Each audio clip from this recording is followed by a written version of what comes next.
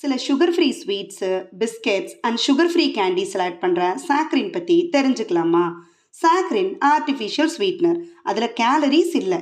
So saccharin add பண்ண ஸ்வீட்ஸை சாப்பிட்டா அது பிளட் சுகர் லெவலை டைரெக்டாக அஃபெக்ட் பண்ணாது.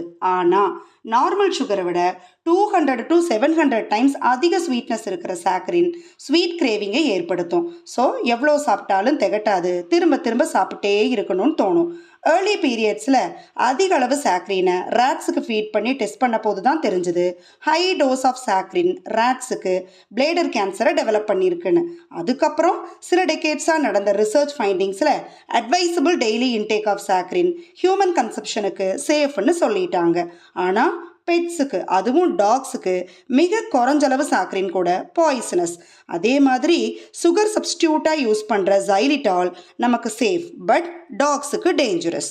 ஃபைனலி சுகர் ஃப்ரீ ப்ராடக்ட்ஸ் வாங்குறதுக்கு முன்னாடி அதில் இருக்கிற ஆர்டிஃபிஷியல் ஸ்வீட்னர் பற்றியும் பர் டேக்கு எவ்வளோ எடுத்துக்கிறது அட்வைசபிள்னோ தெரிஞ்சுக்கிறது அவசியம். ஹியூமன் கன்சப்ஷனுக்கு சேஃபான சில ப்ராடக்ட்ஸ் பெட்டுக்கு டேஞ்சரஸ். ஸோ பெட்ஸுக்கு கொடுக்கறத அவாய்ட் பண்ணிடணும்.